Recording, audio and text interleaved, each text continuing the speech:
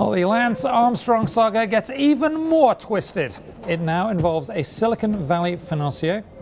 Wall Street Journal's Vanessa O'Connell joins us now on the set to discuss this. This was a big scoop for the Journal. Congratulations, you wrote it with Reed Albergotti. Thank you. Thomas Weasel.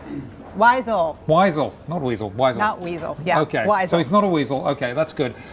What are you saying about him in this piece? Well, essentially, this is a development. I mean, most people think that this story is all about Lance exclusively, but there were a lot of other people who were involved in Lance's 7 consecutive tour wins, including Floyd Landis.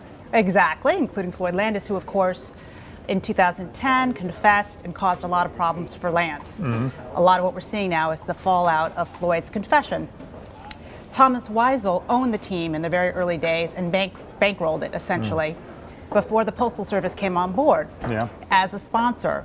So the Thomas Weisel, Lance Armstrong, and some others who were officials with the team face allegations by Floyd of defrauding the Postal Service.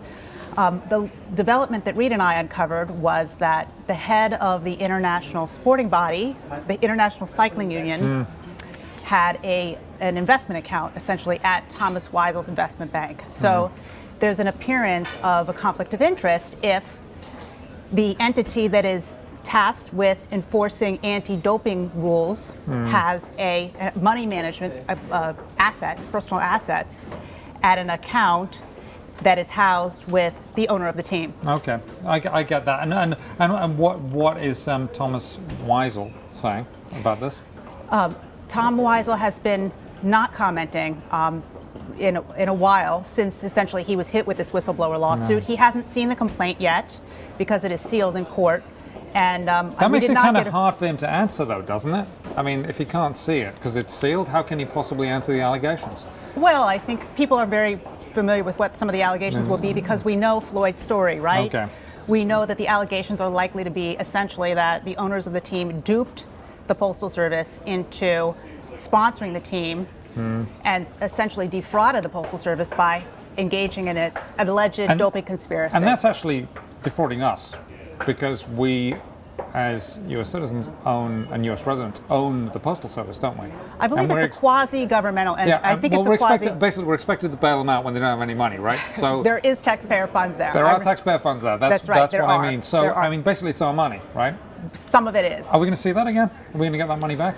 Well, if the government joins Floyd's whistleblower lawsuit, so this is sort of a legal technicality, but when Floyd Landis filed this lawsuit, the Justice Department has the option of joining it.